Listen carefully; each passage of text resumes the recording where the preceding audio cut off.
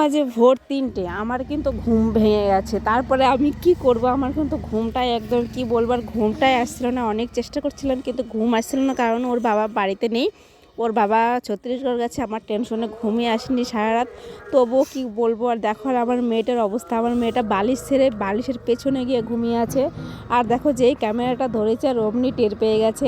আর ঘুমটাই ওর হলো না, আর পুরোটাই চেতন পেয়ে গেছে। তারপরে দেখো অবস্থা, শুধু ক্যামেরার দিকে তাকিয়ে আছে। মানে ফোন দেখলে যতই যা হোক, মানে ও দুষ্টুমি করবেই। আর কি বলবো, দেখো পুরো হেসে দিয়েছে একদম ফোনের সামনে, এত সুন্দর হাসি দিয়েছে, মানে কি বলবো, আর কিছু বলার নেই। তো দেখো সত্যি ওর মুখটা দেখে আমার এত ভালো লাগে, যেহেতু আমার বাচ্চা তো ভালো তো লাগবেই, তাই না?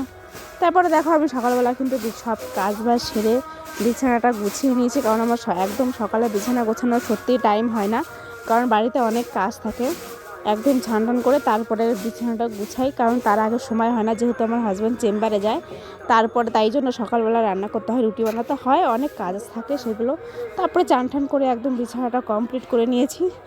আর এখানে দেখো আমার ভাগ্নে আর আমার মেয়ে দুষ্টুমি করছে সাইকেলে দাঁড়িয়ে দাঁড়িয়ে, মানে কি বলবো, দেখো তোমরা। হাই গাইস, দেখছো? হাই বাবা হাম দাও, হাম দাও তো, হাম দাও, হাম দাও। ক্যামেরা দেখছো না, এখন আর দেবে না। আমাকে দাও তো, আমাকে দাও। তাও দাদাকে হাত দাও। ও বাবা,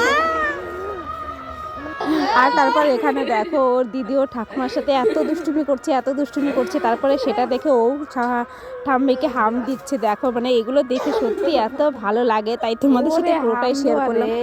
দেখো কেমন করি আমরা, সত্যি হাসি মজা ঠাট্টা, সত্যি সারাটা দিন এরকম করে কেটে যায় সবাই মিলে, সত্যি খুব ভালো লাগে। আর তো সবাই ভালো থেকো, সবাই ভালো, টাটা বাই বাই।